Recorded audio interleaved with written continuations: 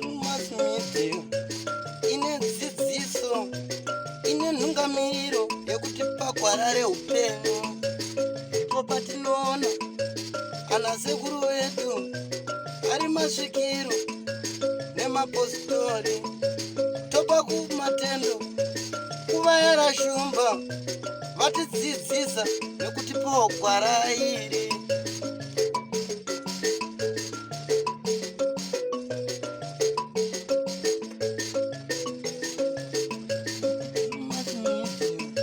Ndiyo ine dzidziso, ndiyo inotipa isu gwara reupenyu. Ndipo patinowana vanasekuru nemapositori vachitipa gwara reupenyu, togopawo matendo kuvayera shumba vakatidzidzisa nezambuko racho. Ndivo akatipa vabatsiri ava, vatipa vabatsiri tigove nedzidziso.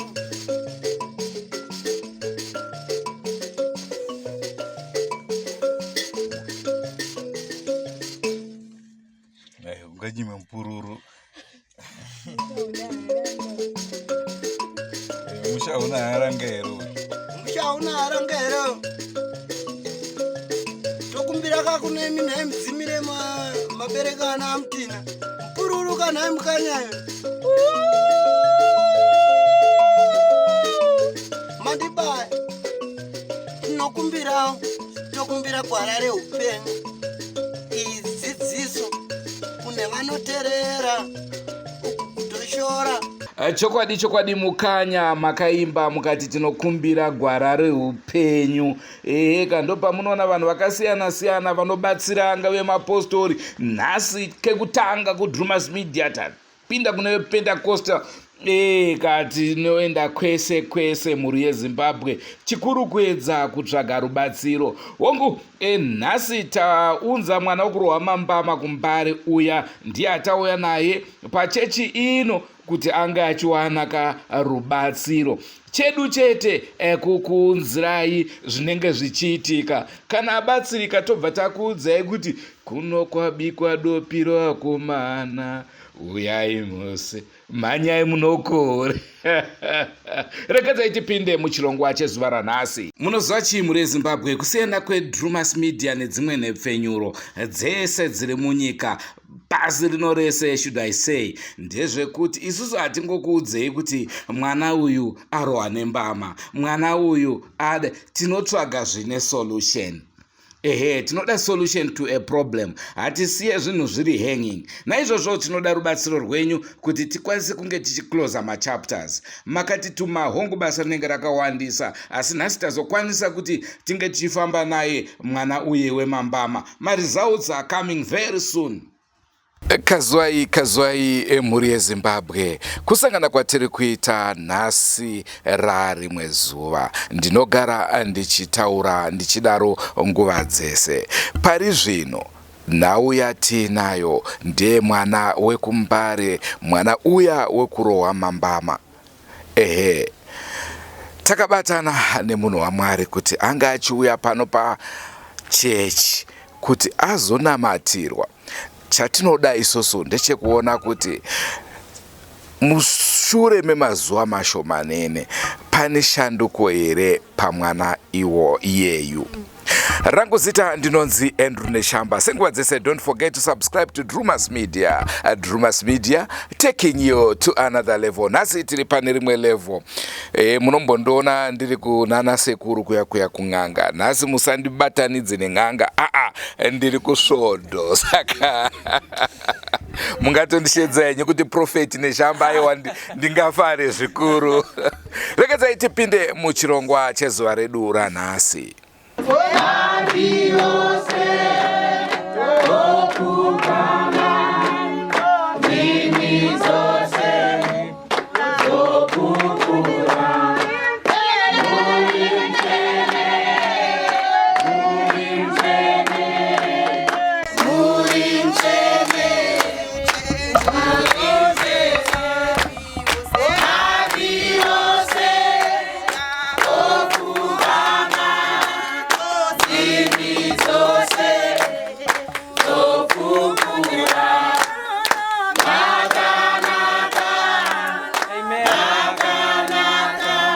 kutenda Mwari.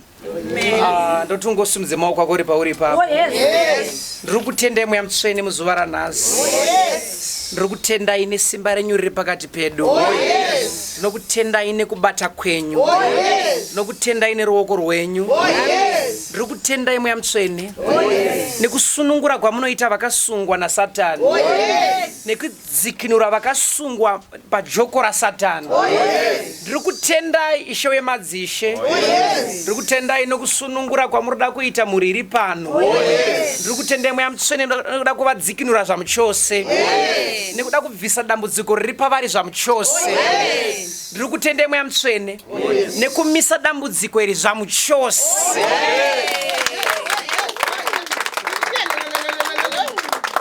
Ndiri kutenda imwe yamutsvene waMwari. Nezita raJesu we pray, amen.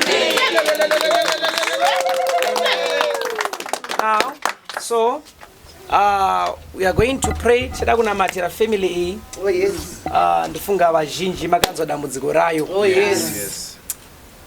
Makarinzwa kwatete Tilda, makarinzwa kuDrewmas media, mukanzwa mumaredhiyo, mukanzwa nevanhu, almost pasi rese dambudziko iri. Ndofunga muri kurinzwa vanhu vaMwari. Handiitika kuti matombo ari kungonaya, mwana achirohwa mambama. Asi zuva ranhasi tiri kuvanamatira.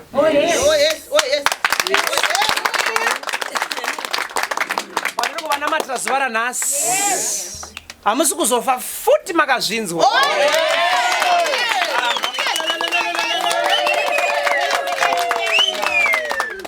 Ndo maitiro aMwari yaya ekuti Mwari vanobata zvingori zvekuti vanhu mungashamisika kuti munoona kuti Mwari vari kubata zverudzi rupi apo. As simple like this, asi Mwari vachitobata.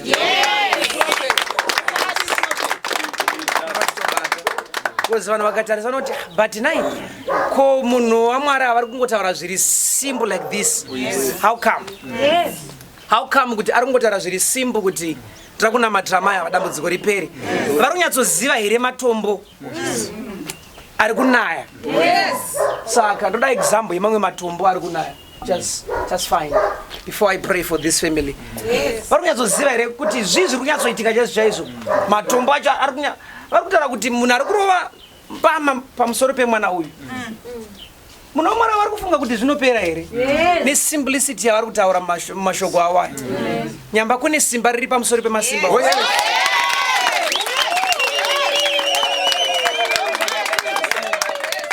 Simba rinonzi simba raJesu.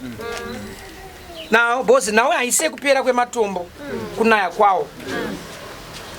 But now iri pakuti chii chatyiwa nematombo kuti aramba achinaya. Yozi kana dombo raigona kusumuka richitema mwana uyu nemhuri. Saka chii chaakuzezwa nematombo kana tichinge tazovanamatira? Chii chinenge chaakutyiwa nematombo? Ndo racho ratinoti simba rani iroro? raMwari. Ndo simba raMwari iroro rinenge raakusunungura richidzikinura. Chii chekuti kana moto ukabvira tikasvika pane moto tikati nezita raJesu hapasina moto, vanhu vanga vachinamata varipo zvisingafambe zvakanaka. Chii chazotyiwa nawo nemoto uyu? Ndo ratinoti simba raJesu iroro.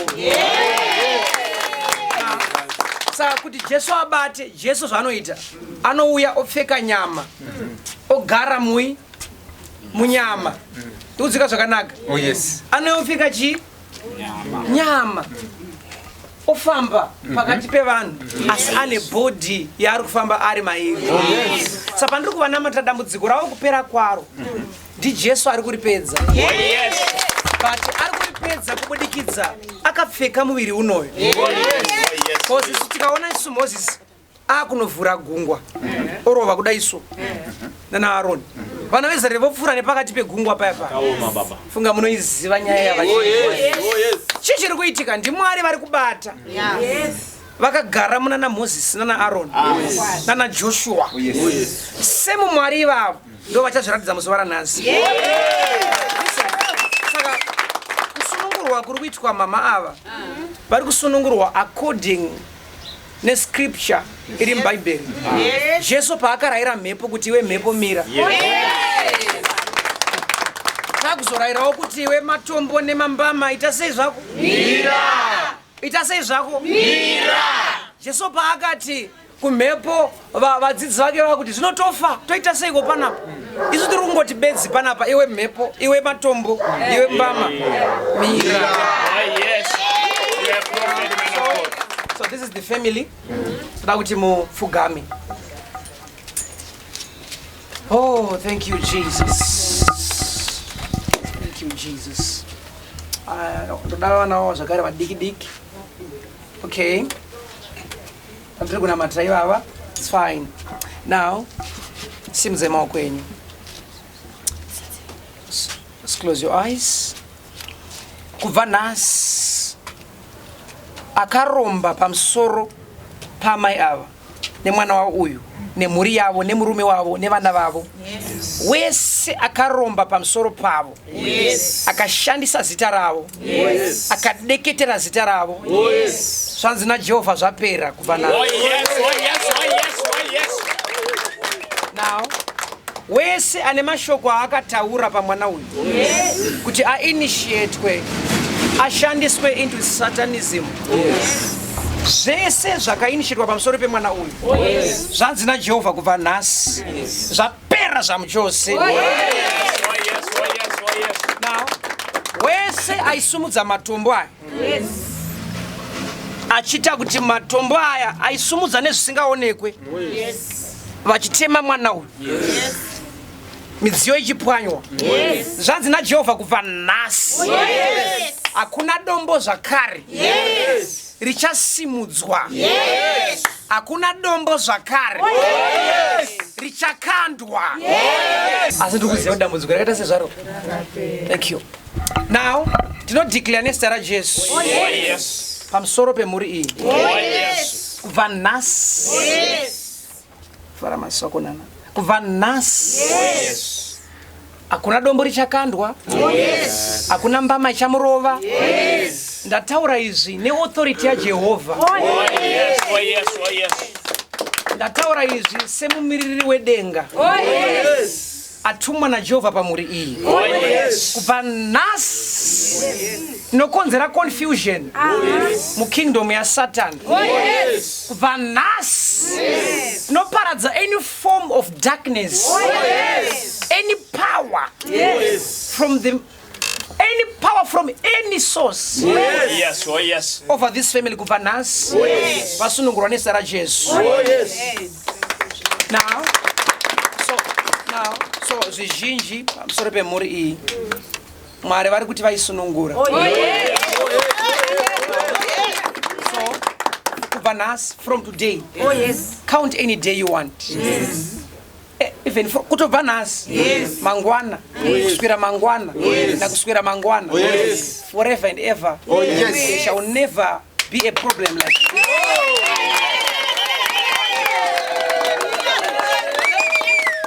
Amuchafe futi mazonzwa dambudziko. Vese vakarinzwa toda kuti muzonge muchita, you will never hear about this problem. Mwari avasunungura. Hakuna zvimwe ndizvozvo. Wese anga akazviita pamhuri yavo, zvizhinji zvazvo sezvo ndambotaura hangu navo ndichivatsanangurira maitirwo azvakaitwa kuti vasvike pastage iyi. Ndachizongoti achiregedzai ndivanamatire, asi ndatsanangurira navo kudhara kuti zvanga zvakafamba sei. Asi Mwari ari kuti kubva izvozvizvi zvatavatsanangurira nepatazovanamatira apa hakusina futi chaitika chakaipa. You are delivered, you are free in Jesus' name. Amen. Yes.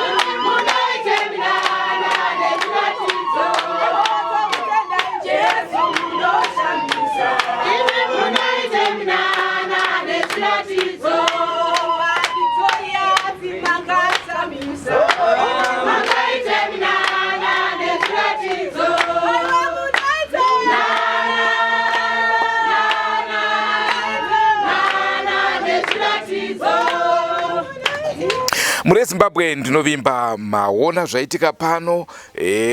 Mwana anamatirwa. Ndinovimba sekutaurwa kwazvaitwa hanzi kubva pari zvino zvichienda mberi dambudziko hapachina. Aiwaka mazviona pakamera, tadzinzwa nedzedu nzeve. Tiri pano tichacheka mangwana kuswera mangwana. After 3 days todzoka tokuudzai kuti ndizvo here. Vazhinji vanotaura kuti vanhu vako neshamba vaunotsvaga uchiita madhiri navo, asi ndofunga pamusami fire makazviona zvakare. Takaendesa sekuru ivava, munovatondera zvikuru, vakanobata nyoka. Gogo vaya vakaramba kuti aiwa isi nyoka yangu yane makore akawanda aka kamwana kenyoka aka. Vakaramba, makazviona paya. Tikaendesa vedzisvondo vakanonamatirawo.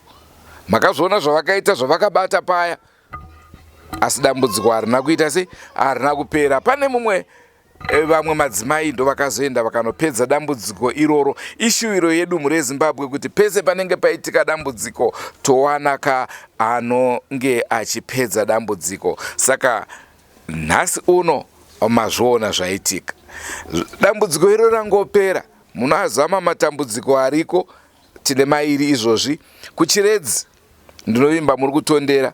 Pane musha zvakare vana vari kuti vakudya zvinhu zvodirwa jecha. Ndaishauza kuti vai vanoti tozvidira jecha vairi veibva. Ndakazviona kuchiredzi kuti shuwa kana jecha radirwa hapana chinodyika. Naizvozvo ikoko kuri kuda kuendwa. Kugweru kutaura kwatiri kuita kune dzimba dziri kutsva zvakare. Vanhu vari kurohwa, vari kutemwa nematombo, dambudziko semu. Saka ivimbo yedu yekuti kana dambudziko iro rirapera rinenge ratopera kwese. Mimi murezimbabwe chatinoda rubatsiro, nekuti kazhinji kacho matambudziko iwaya tiri kuona ari kuita pavarombo. Paya veDrewmas media taakuda kufamba tinenge tisina mari yekuti tidire mafuta, tinge tichienda kunzvimbo dzakasiyana-siyana. Ndinoziva kana muri kuva nemwoyo une rudo rwekubatsira mumwe munhu mutema weganda rako, aiwa tichakuonai muchitibata muchinge muchibatsira. Rangu zita ndinonzi Andrew Neshamba. Ngatisangane zvakare mune zvimwe zvirongwa. Chera avapo, chera vari kuzororo, vari kumbodya. Munozviziva zvavanofarira, ingawani ndima itaura nawo. Don't forget to subscribe to Drewmas Media. Drewmas Media, taking you to another level. Nasi tangatiri pane rimwe level. Gore riya rapera. Drewmas Media Top 20. Chirongwa chatinokuunzirai musi wa 31.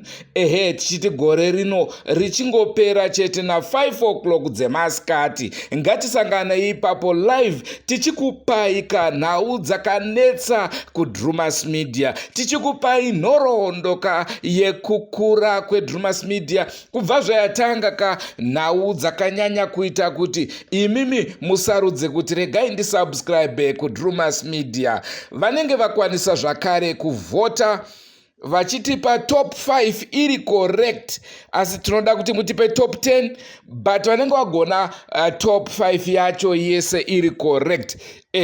You stand a chance yekuzviwinira cap net-shirt zveDrewmas Media. Naizvozvo mawhatsapp group edu munaziva, vari kumawhatsapp tumirai sarudzai top 5 yenyu muzviwinire mibayiro. Ngatisanganei musi wa 31 5 o'clock masikati. Drewmas Media ichikupai Drewmas Media Top 20. Tine zvakare zvimwe zvirongwa zvatichange tichikuzivisai ipapo paDrewmas Media Top 20.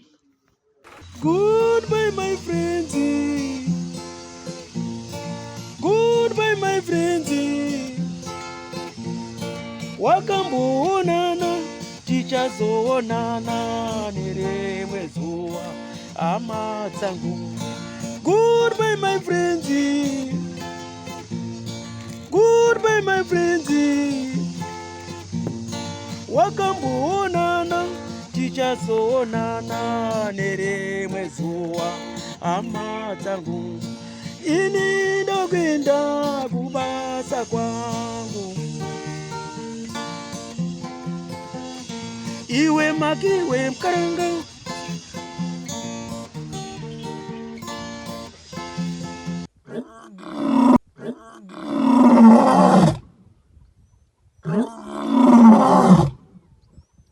Oh,